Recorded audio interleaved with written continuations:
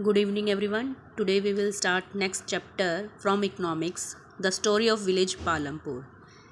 इस चैप्टर के अंदर बेटा हम रीड करने वाले हैं एक ऐसे विलेज की जो हाइपोथेटिकल विलेज है, मीन्स जो इमेजिनरी विलेज यहाँ पर लिया गया है.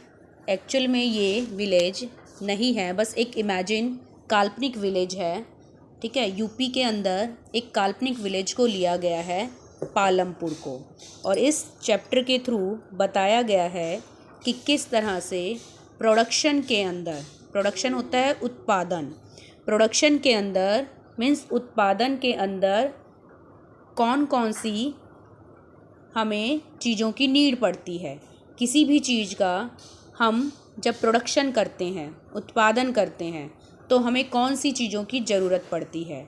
ये सब चीज़ें हम इस चैप्टर में रीड करने वाले हैं. अब जैसा कि हमें पता है, विलेजेस में ज़्यादातर जो मोस्ट ऑफ अर्निंग सोर्स होता है, एक्टिविटी होती है लोगों के थ्रू की जाने वाली, वो फार्मिंग होती है. ओके, कौन सी होती है? फार्मिंग होती है.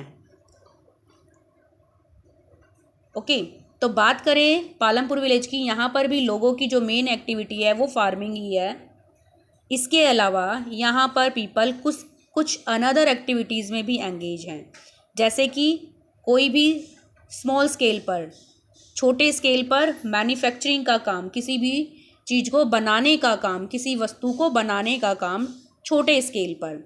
इसके अलावा डेयरी, ठीक है, डेयरी में आ गया मिल्क वगैरह, मिल्क से बनने वाले प्रोडक्ट, ये सभी सेल करना. इसके अलावा ट्रांसपोर्ट, ठीक है, ट्रांसपोर्ट की क्यों नीड पड़ती है? चीज़ों को एक प्लेस से अनदर प्लेस पर कैरी करके ले जाने के लिए.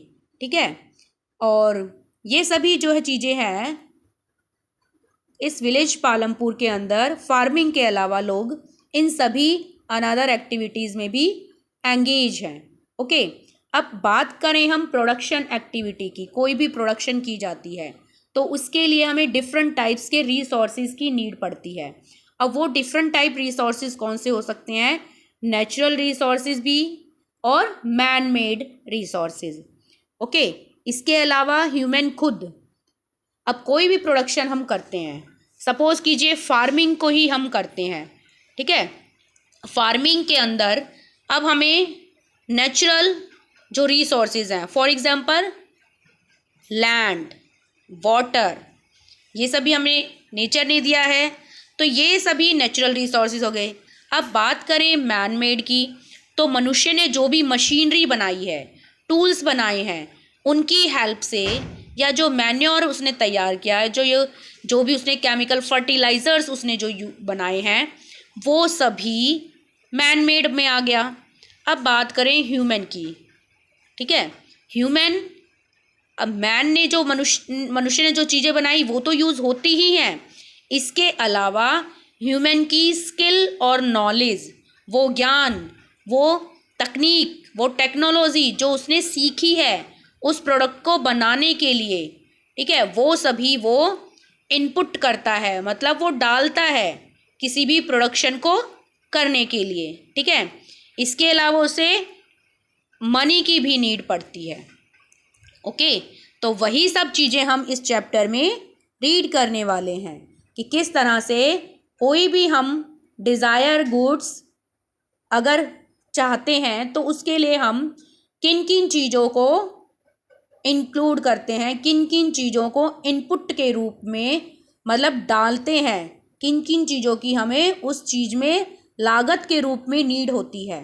आउटपुट होता है जब हमने क्रॉप को ग्रो कर दिया, उसके बाद जो हमें मिला, जो क्रॉप के रूप में हमें मिला, उसे आउटपुट कॉल करते हैं. और इनपुट होता है बेटा जो चीज़ें हमने एग्रीकल्चर के अंदर इंक्लूड की, वो सभी. ओके, अब बात करते हैं हम पालमपुर विलेज की. इस चैप्टर में मेन स्टोरी पालमपुर विलेज की है. तो देखिए यहाँ पर पालमपुर विलेज जो है वो वेल कनेक्टेड है. वेल कनेक्टेड का मतलब आसपास के विलेज से और टाउन से कनेक्ट है. रायगंज यहाँ से 3 किलोमीटर की दूरी पर एक रायगंज विलेज है जो बड़ा विलेज है. ओके, अब ये सभी जो हैं विलेज आगे फर्दर रायगंज विलेज से आगे एक बड़ा एक छोटा सा एक टाउन जो है शाहपुर वो पड़ता है, ठीक है। विलेज, एक बड़ा विलेज है रायगंज, उससे आगे थोड़ा सा उसके पास में ही शाहपुर एक टाउन, एक शहर पड़ता है। ये सभी कनेक्ट हैं किससे? अच्छे रोडों से, अच्छी सड़कों से। अब यहाँ पर हमें बहुत सारी ट्रांसपोर्ट आती जाती हुई दिखाई देती हैं। उन ट्रांसपोर्ट्स में बुलक कार्ट्स हैं, तांगाज है, बुगीज़ है, ठीक है। और इन सभी में जैगरी या फिर शुगर केन ले जाती हुई ये ट्रांसपोर्ट दिखाई दे रही हैं।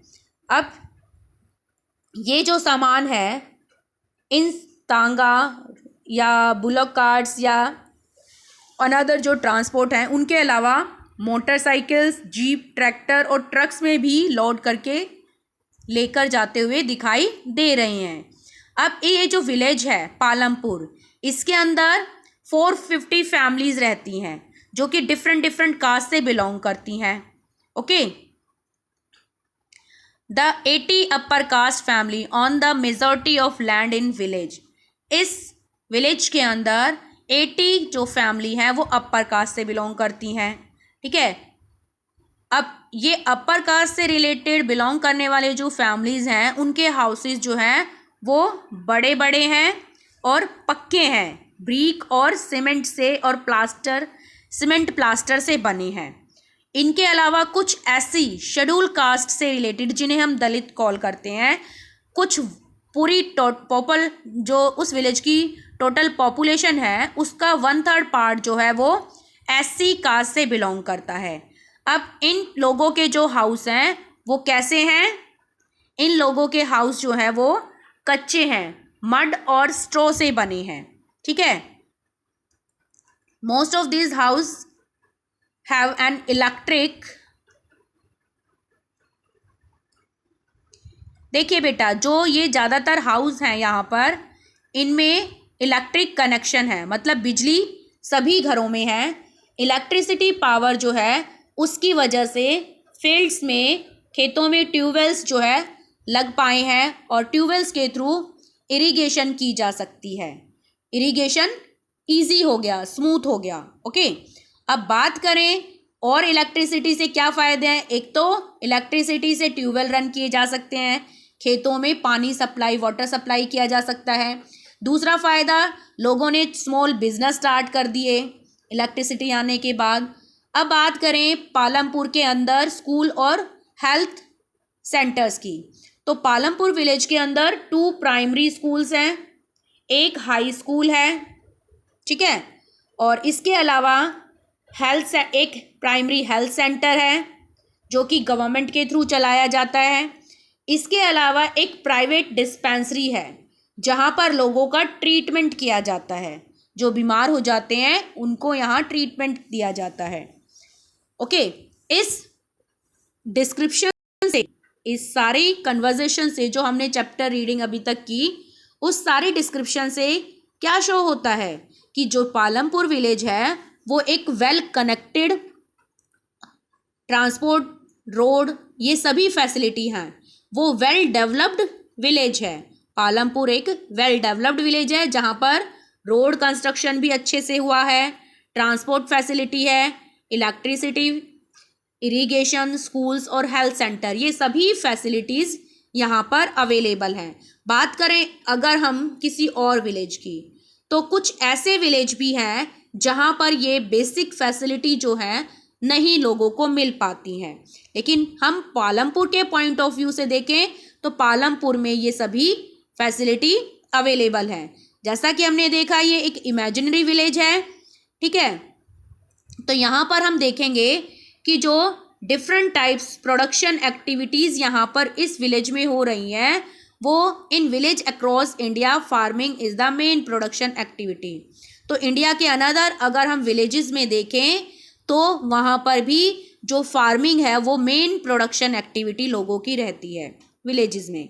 अदर प्रोडक्शन एक्टिविटी की बात करें तो वो नॉन फार्म एक्टिविटीज़ होती हैं। फार्म एक्टिविटीज़ फार्मिंग से रिलेटेड और नॉन फार्म एक्टिविटीज़ जो ट्रांसपोर्ट से रिलेटेड हो गई, छोटे छोटे कोई बिजनेस स्टार्ट करते हैं जिसमें मैन्युफैक्चरिंग छोटी छोटी फैक्ट्रीज या इंडस्ट्रीज सेटअप कर लेते हैं, ठीक है, उनमें रॉ मटेरियल से कुछ सामान बनाया जाता है। ट्रांसपोर्ट की बात करें, कुछ ट्रांसपोर्ट में एंगेज हैं, कुछ शॉप कीपिंग में, कुछ लोगों ने शॉप ओपन कर रखी हैं, ठीक है।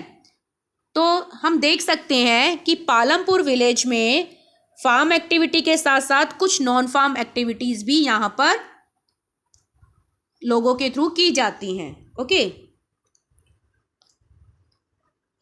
अब बात करते हैं नेक्स्ट,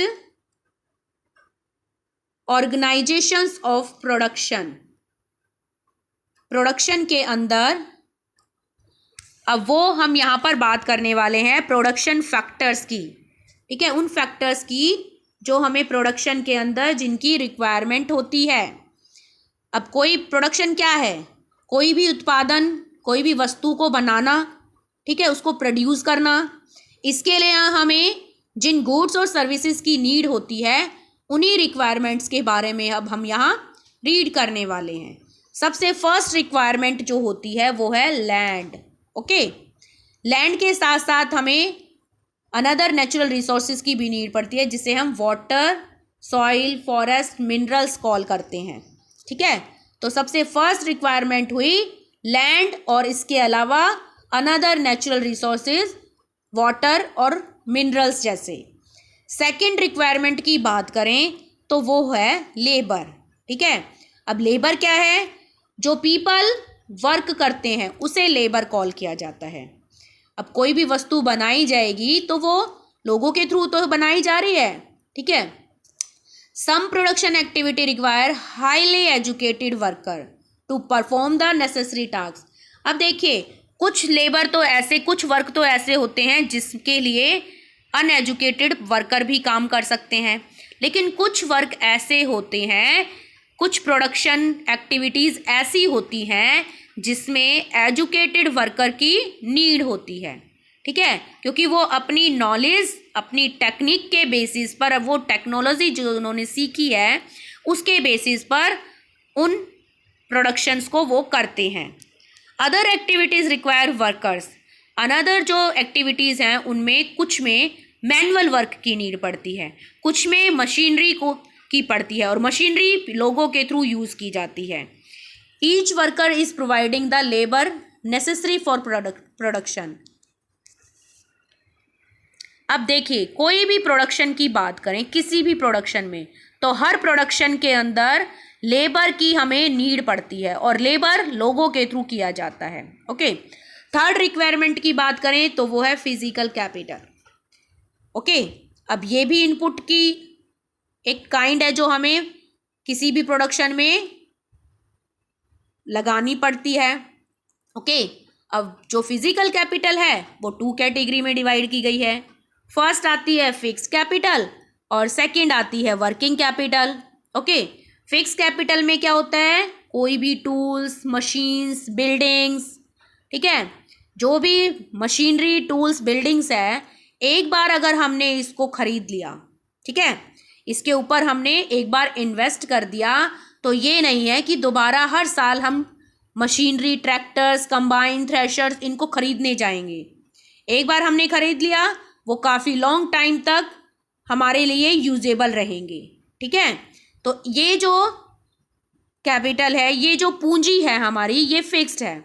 एक बार अगर हमने खरीद ली तो जल्दी से इसके डैमेज होने के, ख़त्म होने के चांसेस नहीं होते, इसीलिए इसे फिक्स कैपिटल कॉल करते हैं। सेकंड कैपिटल आती है वर्किंग कैपिटल, जिसको हम इस वर्किंग कैपिटल के अंदर हम रॉ मटेरियल और मनी को, रॉ मटेरियल होता है कच्चा माल, जैसे कि शुगर मिल के लिए शुगर केन एक रॉ मटेरियल है। ओके, मनी इन हैंड मतलब वो मनी जिससे हम कोई सीड, फर्टिलाइजर्स या टूल्स खरीदेंगे। ओके, एक बार जो हमारे पास अमाउंट है मनी का, वो हमने खर्च दिया, दोबारा हमें मनी की नीड पड़ेगी।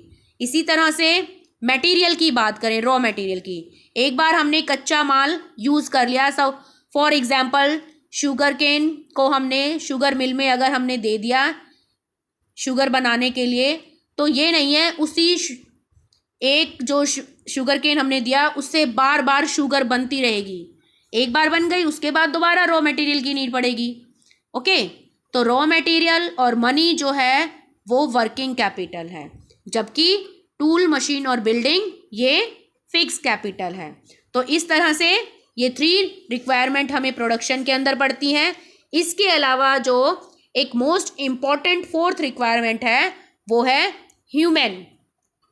ह्यूमन की नॉलेज और उसकी टेक्निक्स जो उसको आती है। ठीक है, लैंड, लेबर और फिजिकल कैपिटल के अलावा हमें ह्यूमन स्किल की भी नीड पड़ती है, जिसे हम ह्यूमन कैपिटल कॉल करते हैं। तो इस तरह से 4 फैक्टर्स की हमें नीड हुई।